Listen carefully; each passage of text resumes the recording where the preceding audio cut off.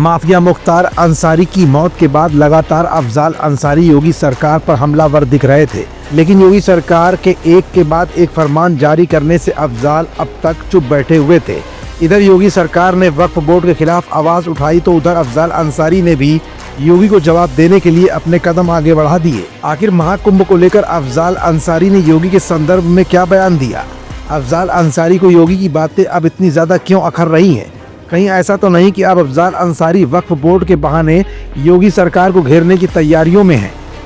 अब क्या होगा योगी सरकार का अफजाल को अगला जवाब?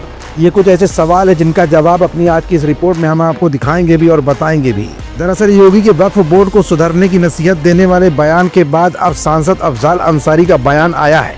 सपा सांसद ने कहा कि 85% आम जन इस सारे करतूत से उनका समर्थन नहीं करता है। तंत्र की गुलामी की मानसिकता है और वो गुलामी स्वीकार कर चुका है। देश में कानून का राज है, लेकिन जो सत्ता में बैठा है वो कानून नहीं चलाएगा तो हमारे संविधान का अपमान है। जितने दिन पावर में है उतने दिन मनमानी कर ले, देश की जनता माफ नहीं करने वाली है।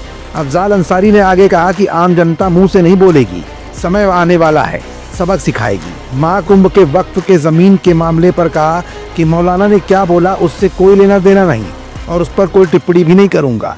महाकुंभ में देश ही नहीं बल्कि विदेशों से भी श्रद्धालु आ रहे हैं। ये सम्मानित और धार्मिक आयोजन है।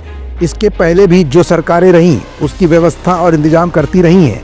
उन्होंने कहा कि सवाल उठ रहा है कि बजट जो 4 गुना बढ़ाया गया है उसका इस्तेमाल हो रहा है या लूट हो रही है।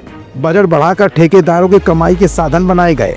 जहाँ पर 10 पैसे के खर्च की जरूरत थी वहाँ 10,000 रुपये खर्च किया गया है। इस खर्च को लेकर संतों और महात्माओं ने भी असंतोष व्यक्त किया है। बजट को लेकर मामला सर्वोच्च न्यायालय तक जा पहुंचा है। सांसद अफजाल अंसारी ने कहा कि सर्वोच्च न्यायालय ने भी इस मामले का स्टेटस मांगा है। सीएम योगी आदित्यनाथ के बयान देश मुस्लिम लीग के मानसिकता से नहीं आस्था के मानसिकता से चलेगा। इस पर अफजाल अंसारी ने कहा कि देश मुस्लिम लीग की मानसिकता से नहीं चलेगा।